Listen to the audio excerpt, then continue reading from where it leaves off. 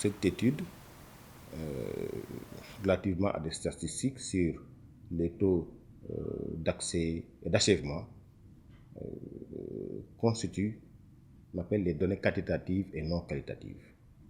Certains se sont empressés que de dire oui, le Sénégal ne fait pas partie des 16 pays les plus avancés en matière d'éducation en Afrique. C'est une fausse interprétation.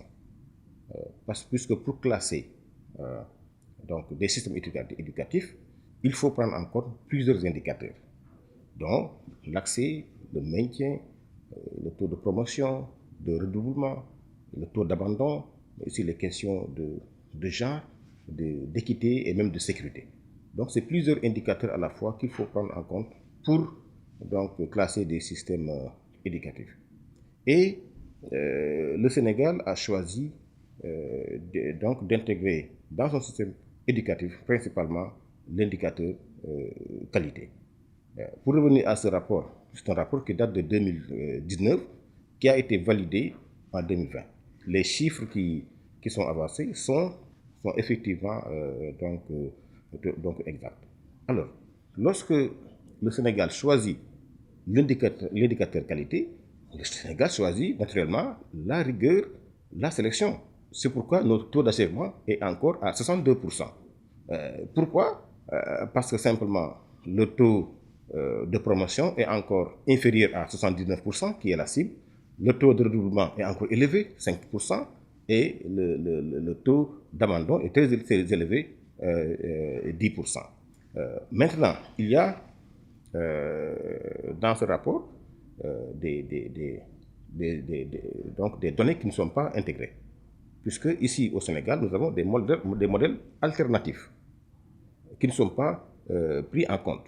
Les modèles alternatifs du système éducatif, c'est les dards modernes. Il y a des enfants qui fréquentent les dards modernes.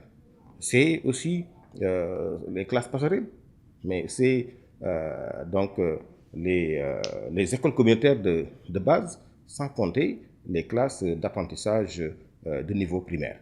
Je suis sûr que si tous ces enfants-là qui fréquentent ces modèles alternatifs étaient pris en compte dans le décompte, évidemment, il est clair que donc les tendances se renverseraient en faveur du Sénégal. Mais ça, ce n'est pas la faute de l'UNESCO. Il est clair que le ministère de l'Éducation nationale doit prendre les dispositions nécessaires pour pour avoir toutes les statistiques en termes donc de quantité de notre système éducatif et les positionner pour qu'on puisse voir effectivement qu'au-delà des apparences, il y a beaucoup de choses que nous faisons et que nous devons intégrer. Nous sommes dans le cadre des moyennes générales.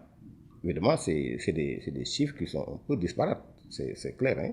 Vous savez, notre système éducatif est victime d'un certain nombre de phénomènes. Donc les mariages précoces, mais également les phénomènes qu'on appelle de transhumance chez nos parents alpolars. Donc souvent, il y a des enfants qui décrochent précocement parce que simplement les parents veulent les utiliser ailleurs. Mais car cela ne tienne, quand même, notre système a été éprouvé. C'est un très bon système comparé à d'autres pays africains.